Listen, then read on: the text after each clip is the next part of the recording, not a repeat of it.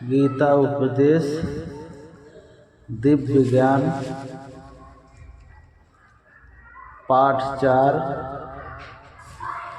श्लोक नंबर 21। निराश्रियत चिंतात्मा त्यक्त सर्व परिग्रह शरीरम वैलकम कर्म कुर्वान्नन्ना प्रोत केवलसम, जिसका अंतःकरण और इंद्रियों सहित शरीर जीता हुआ है और जिसने समस्त भोगों की सामग्री का परित्याग कर दिया है, ऐसा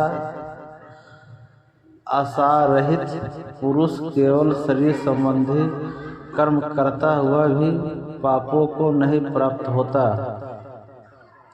व्याख्या।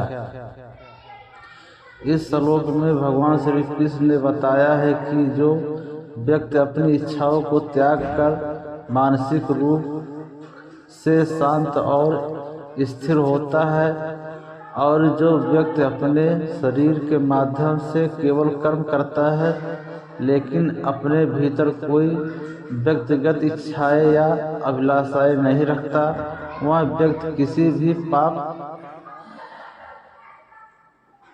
केवल्स को प्राप्त नहीं करता। इस श्लोक का तात्पर्य है कि यदि कोई व्यक्ति बिना किसी व्यक्तिगत लाभ की इच्छा के केवल अपने कर्तव्य को पूरा करता है और अपने मन और आत्मा को शांति और संतुलन बनाए रखता है तो उसे कर्मफल का पाप नहीं लगता। यह दर्शाता है कि कर्म करने का सही तरीका यह है कि व्यक्ति पूरी तरह से अपने कर्तव्य में संलग्न रहे, बिना किसी परिणाम की चिंता किए बिना। श्लोक 22। अदृच्छला भस्तुष्टो दंडातीतो बिंबतश्रय समय सिद्धाव सिद्धो च कृत्वात् न विद्यते। जो बिना इच्छा के अपने आप प्राप्त हुए पदार्थ में सदा संतुष्ट रहता है, उसमें ईर्ष्या का सर्वथा अभाव हो गया हो। जो अर्श शौक आदि दंतों से सर्वथा अतीत हो गया है, ऐसा सिद्धि और असिद्धि में सम रहने वाला कर्मयोगी कर्म करता हुआ भी उनसे नहीं बढ़ता। व्याख्या।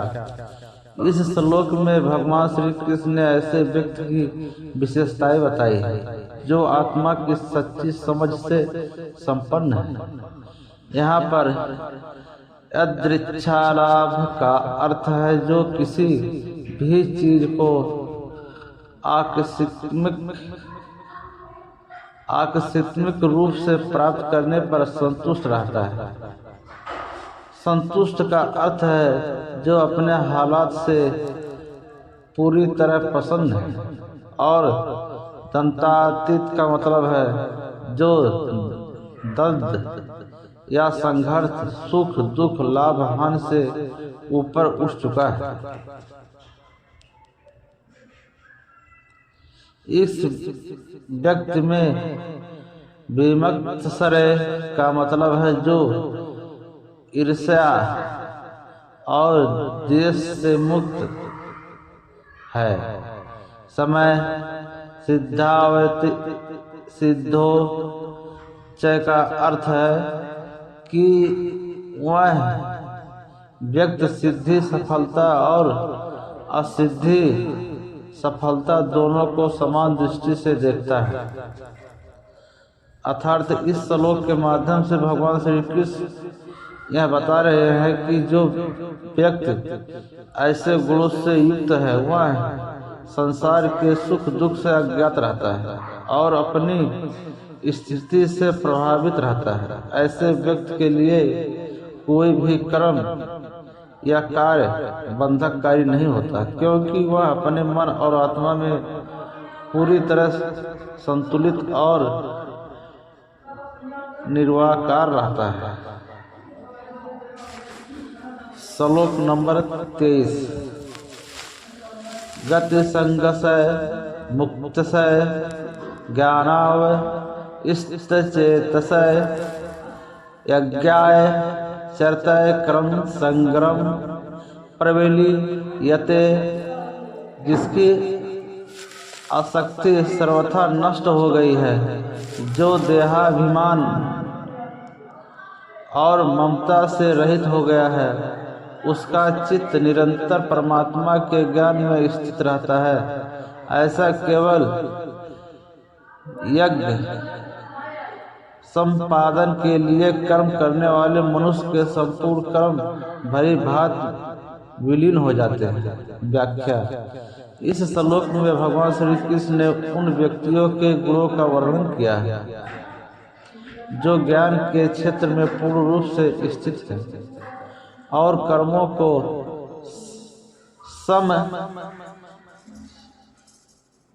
समर्पण भाव से करते हैं। गत संगसय का अर्थ है जो व्यक्ति संबंधों का इच्छाओं से मुक्त हो चुका है। ऐसा व्यक्ति संसार की इच्छाओं से बाहर आकर आत्मज्ञान की अवस्था में पहुंच चुका है। मुक्तसय का अर्थ है वह व्यक्ति जो मोक्ष की स्थिति में है, अर्थात उसने शारीरिक बंधनों और भ्रमों से मुक्ति प्राप्त कर ली। ज्ञानावस्थितचेतसय का अर्थ है जो व्यक्ति ज्ञान में पूर्ण रूप से स्थिर और संप्रीत है, जिसका मन और चेतना ज्ञान के साथ एकीकृत है। अज्ञाय चरतय कर्म का अर्थ है जो व्यक्ति अपने कर्मों को यज्ञ का धार्मिक कर्तव्य के रूप में करता है, अर्थात उसकी सभी क्रियाएं धर्म और समाज के लाभ के लिए होती है। इस प्रकार भगवान श्री कृष्ण ने यह कहा है कि जो व्यक्ति इन गुणों को अपने में धारण करता है, उसकी सारी क्रियाएं कर्म समग्र रूप से निष्क्रिय और शुद्ध हो जाती है, यानी उसका कर्मफल पूर्णतः परमात्मा में विलीन हो जाता है। सार। इस श्लोक का सार यह है कि जो व्यक्ति ज्ञान और मोक्ष की अवस्था में रहते हुए कर्म करता है, उसकी सारी क्रियाएं और कर्म सहज ही भगवान के चरणों में समर्पित हो जाती है। ऐसे व्यक्ति का कर्म अनंत और शाश्वत होता है और वह संसार के बंधनों से पूरी तरह मुक्त होता है। श्लोक 24। फल सहित पृथक पृथक यज्ञों का कथन। ब्रह्मा प्रणयम ब्रह्मा हविप्रवाहग्रो ब्रह्माणाहुतम ब्रहोतेन गंतव्यम ब्रह्माक्रम समाधिना। जिस यज्ञ में अर्पण अर्थात सुवा आदि भी ब्रह्मा है और हवन किए जाने योग्य द्रव्य भी ब्रह्मा है, तथा ब्रह्मा रूप कर्ता द्वारा ब्रह्मा रूप अग्नि में आहुति देना रूप क्रिया भी ब्रह्मा है। उस ब्रह्मा क्रम में स्थित रहने वाले योगी द्वारा प्राप्त किए जाने योग्य फल भी ब्रह्मा ही है।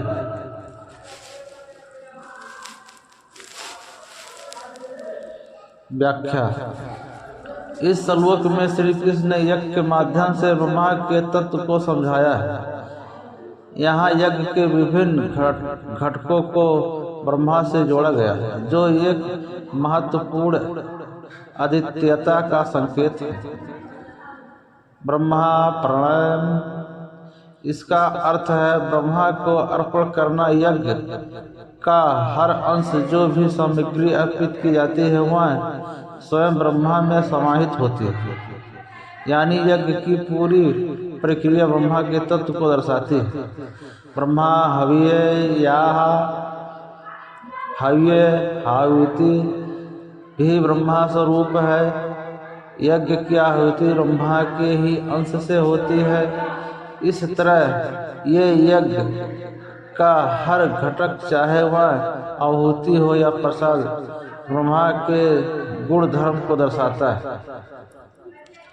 ब्रह्मा गणो ब्रह्माणाय उत्तम अग्नि को ब्रह्मा माना गया है और इस अग्नि में ब्रह्मा द्वारा आहुति दी जाती है। यज्ञ की अग्नि स्वयं ब्रह्मा है और आहुति देने वाला भी ब्रह्मा है। ब्रह्मावतेन गन्वत्तम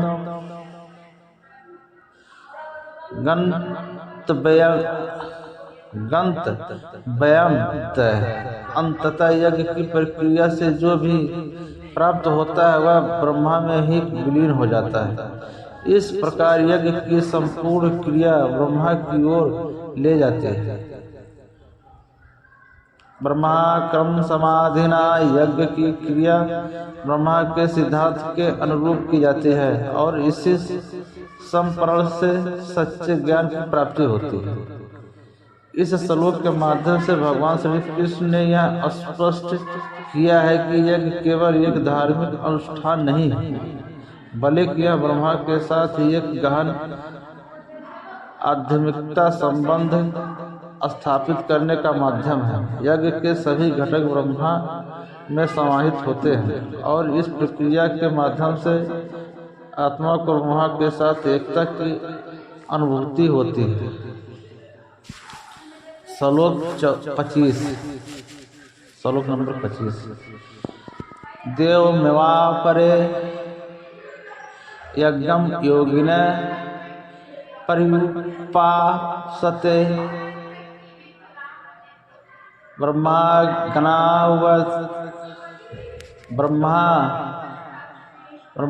गणाव परे यज्ञम यज्ञ नियोजुहात। दूसरे योगी जन देवताओं और पूजन रूप यज्ञ का ही भली भांति अनुष्ठान किया करते हैं और अन्य योगी जन पर ब्रह्मा परमात्मा रूप अग्नि में अभेद दर्शन रूप यज्ञ द्वारा ही आत्म रूप यज्ञ का हवन किया करते हैं। पर ब्रह्मा परमात्मा में ज्ञान द्वारा एकी भाव से स्थित होना ही ब्रह्मा रूप अग्नि में यज्ञ द्वारा यज्ञ को हवन करना है। व्याख्या।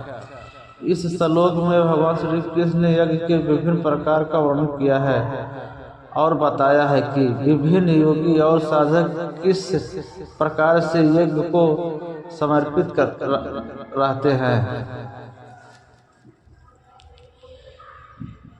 देव मेवा परे यज्ञम योगिनाय पर्युपासते। इस भाग में कहा गया है कि कुछ योगी देवीय तत्व साक्षात ईश्वर की पूजा करके यज्ञ करते हैं। इसका तात्पर्य है कि वे भगवान के दिव्य रूप को ही यज्ञ का आदर्श मानते हैं और उनकी पूजा को ही यज्ञ मानते हैं। ये योगी भगवान की उपासना को एक प्रकार के यज्ञ के रूप में मानते हैं जिसमें भगवान को प्रसन्न करने के लिए समर्पण और भक्तों से किया जाता है। ब्रह्मा गणावपरे यज्ञम यज्ञेनोपजुहात।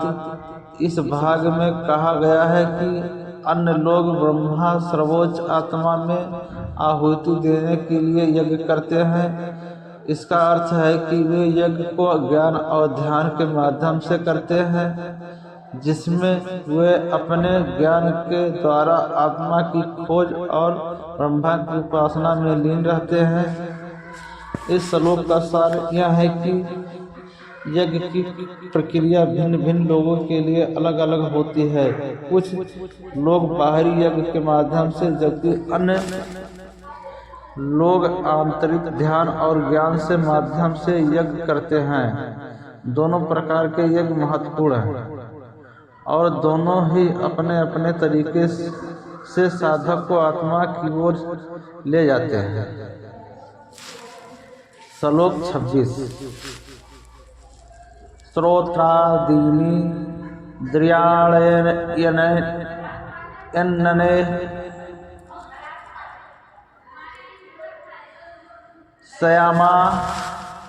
श्यामा निषुजुहात्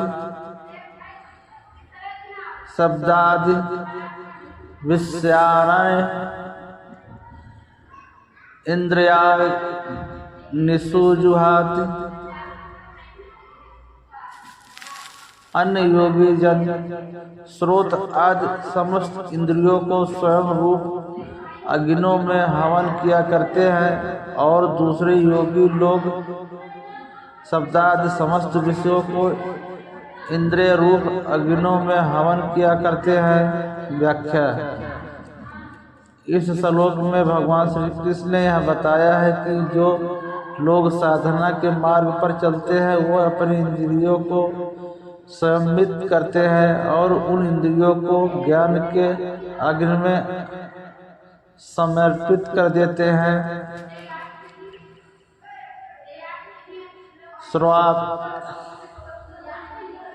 श्रोत्रादि इंद्रियाणि श्यामाग्निषुजुहात्। इसका अर्थ है कि कुछ लोग अपने कान, आँखें और अन्य इंद्रियों को संयमित करते हैं और इन इंद्रियों को तप के अग्नि में अर्पित कर देते हैं। इसका तात्पर्य है कि वो इंद्रिया तृष्णा और बाहरी आकर्षणों पर नियंत्रण रखते हैं और उन्हें साधना के मार्ग में प्रयोग करते हैं। शब्दादि विषयान्य इंद्रिया निषुजुहात्। इसका अर्थ है कि अन्य लोग अपनी इंद्रियों के माध्यम से प्राप्त होने वाले विषयों को, जैसे कि शब्द, रंग और अन्य संवेगों को संयमित करते हैं। वो इन विषयों को संयमित करने के माध्यम से ज्ञान की अग्नि में अर्पित कर देते हैं ताकि उनका ध्यान और साधना सही दिशा में रहे। इस श्लोक के माध्यम से श्री कृष्ण यह बताते हैं कि सही साधना के लिए इंद्रियों का स्वयं अंततः महत्वपूर्ण है। जो लोग अपने इंद्रियों को नियमित करते हैं और उनकी वस्तुओं को साधना के अग्नि में अर्पित करते हैं, वे सच में उच्च आत्मज्ञान की ओर अग्रसर होते हैं। यह श्लोक साधना और आत्मविवेक के मार्ग पर चलने के लिए प्रेरित करता है। श्लोक 27। सर्वाणि इंद्रियाक्रमाणि प्राणक्रमाणि चापरे आत्म स्वयं योगानन्नो जुहात ज्ञान दीपिते। दूसरे योगी जन इंद्रियों की संपूर्ण क्रियाओं और प्राणों की समस्त क्रियाओं को ज्ञान से प्रकाशित आत्म स्वयं योग रूप अग्नि में हवन किया करते हैं।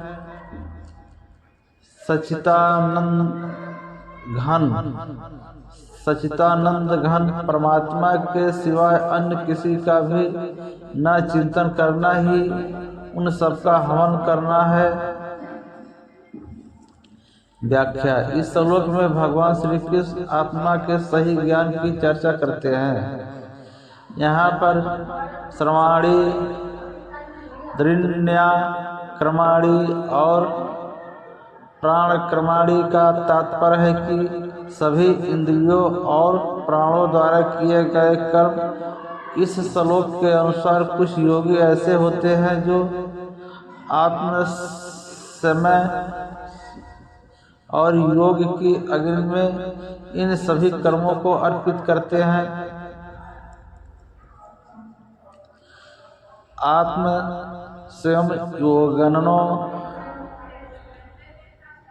का अर्थ है आत्मा पर नियंत्रण, और योग की अग्नि में यह अग्नि ज्ञान से जलती है और यह ज्ञान आत्मा की असली प्रकृति को उजागर करता है।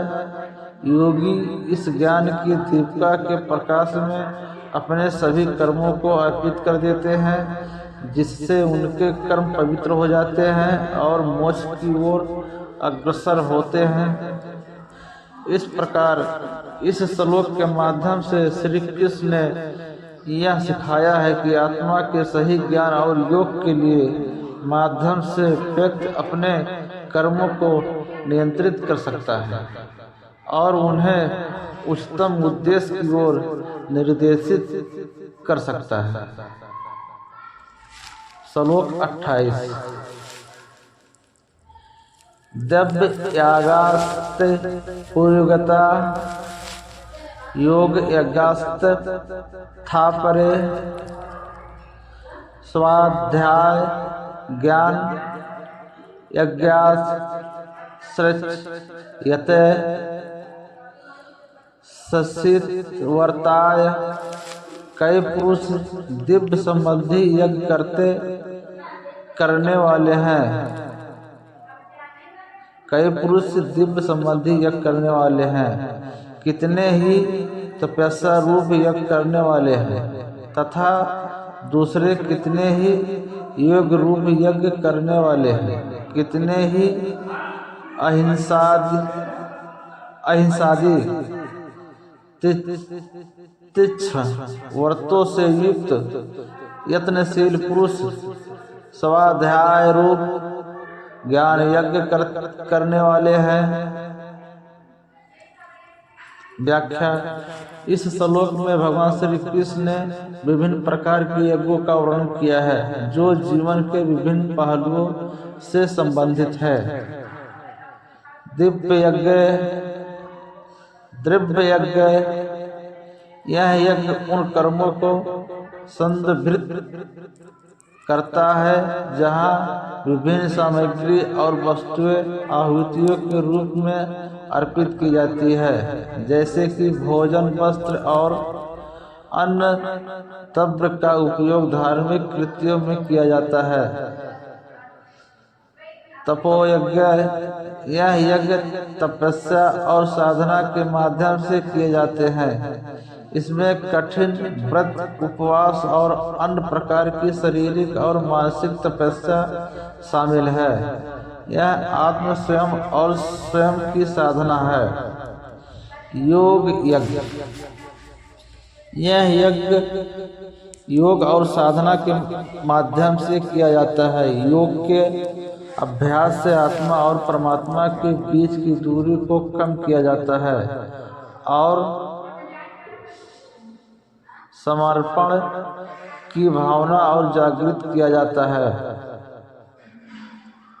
स्वाध्याय ज्ञान यज्ञ, स्वाध्याय में शास्त्रों का अध्ययन और ज्ञान की प्राप्ति के लिए की जाने वाली साधना शामिल है।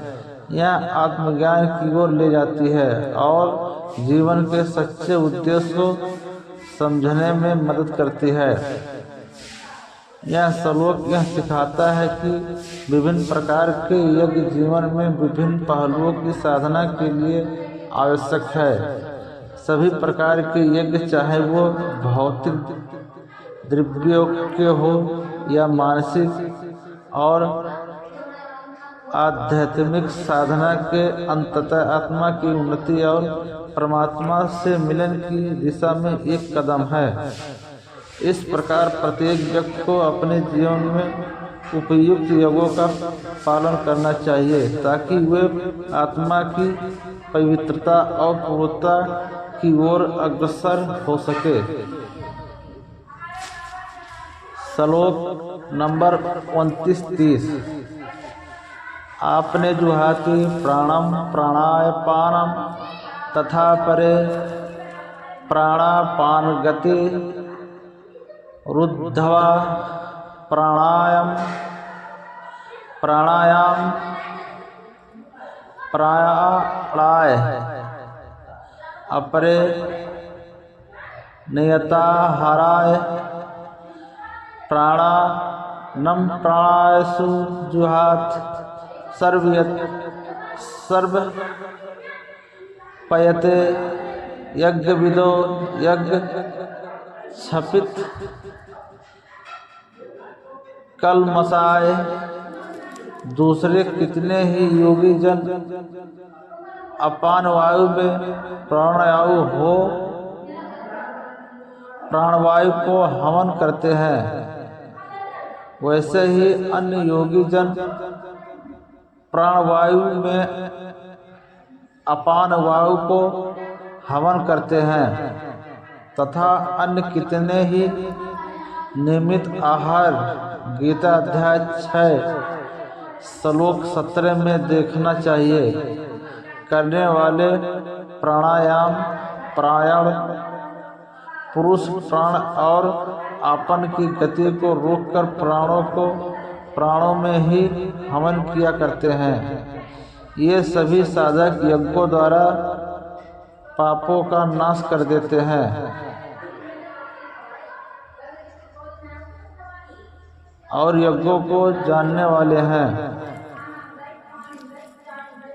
व्याख्या। आपने जुहाती प्राणम यह भाग यह बताता है कि कुछ साधक अपने जीवन शक्ति को अपान वायु नीचे की दिशा में चलने वाली वायु में समर्पित करते हैं, जहाँ जुहाती का अर्थ है समर्पित करना या अर्पित करना। प्राणे पानम तथा परे इस भाग में यह संकेत किया गया है कि कुछ अन्य साधक प्राणवायु ऊपर की दिशा में चलने वाली वायु को अपान वायु में समर्पित करते हैं। प्राणापान गति रुद्धवा इस भाग में यह कहा गया है कि कुछ लोग प्राण और अपान की गति को नियंत्रित करके अर्थात उनकी दिशा को रोककर या नियंत्रित करके विशेष ध्यान और साधना करते हैं। प्राणायाम अंत में यह संकेत किया गया है कि ये साधक प्राणायाम श्वास प्रवास की कला के लिए पूरी तरह समर्पित होते हैं। सारांश। इस श्लोक के माध्यम से भगवान श्री कृष्ण प्राणायाम के विभिन्न प्रकारों का वर्णन करते हैं और यह बताते हैं कि साधक कैसे अपने प्राण और अपान की गति को नियंत्रित करके ध्यान और योग की साधना करते हैं। यह श्लोक यह भी दर्शाता है कि प्राणायाम का अभ्यास गहरे ध्यान और साधना के लिए करना होता है। इस श्लोक में भगवान श्री कृष्ण ने बताया है कि जो लोग यज्ञ धार्मिक अनुष्ठान के ज्ञान से पूर्ण होते हैं और यज्ञ के प्रभाव से अपने पापों को नष्ट कर लेते हैं, वे यज्ञ के बचे हुए अमृत को ग्रहण करते हैं। ऐसे लोग ब्रह्मा सत्य और अनंत परमात्मा को प्राप्त करते हैं। यह श्लोक यह सिखाता है कि यज्ञ केवल एक धार्मिक कर्म नहीं बल्कि एक माध्यम है जो आत्मा को शुद्ध करता है और पापों को नष्ट करता है। यज्ञ का पालन करने से व्यक्ति का कलमश पाप समाप्त होता है और उसे यज्ञ के पूर्ण फल के रूप में अमृत मिलता है। यह अमृत उसे ब्रह्मा अर्थात परम सत्य और अनंतता की ओर ले जाता है। इस प्रकार इस श्लोक के माध्यम में यह स्पष्ट होता है कि यज्ञ का पालन केवल एक धार्मिक कर्तव्य नहीं है बल्कि आत्मा की उन्नति का भी साधन है जो उससे ईश्वर के सानिध्य में ले जाता है। श्लोक नंबर 31। यज्ञशिष्टामृत भुजो यान्ति ब्रह्मा सनातनम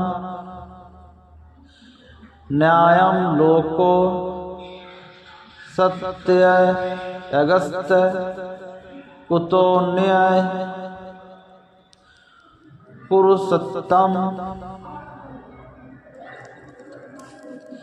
हे कुरुश्रेष्ठ अर्जुन, यज्ञ से बचे हुए अमृत का अनुभव करने वाले योगी जन सनातन पर ब्रह्मा परमात्मा को प्राप्त होते हैं, और यज्ञ न करने वाले पुरुष के लिए तो यह मनुष्य लोक भी सुखदायक नहीं है, फिर परलोक कैसे सुखदायक हो सकता है। व्याख्या। इस श्लोक में भगवान श्री कृष्ण अर्जुन को यह समझा रहे हैं कि यज्ञ अर्थात कर्म और पूजा के बिना इस लोक में कोई भी सफलता प्राप्त नहीं की जा सकती।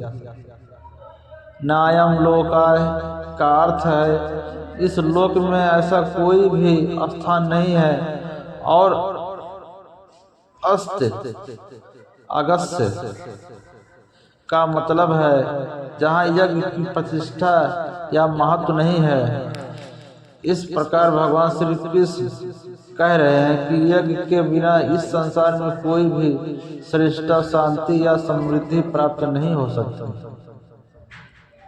यज्ञ का अर्थ केवल पूजा पाठ या बलिदान से नहीं है, बल्कि यह कर्मों का सही तरीके से निष्पादन और धर्म के अनुसार कार्य करने की प्रक्रिया भी है।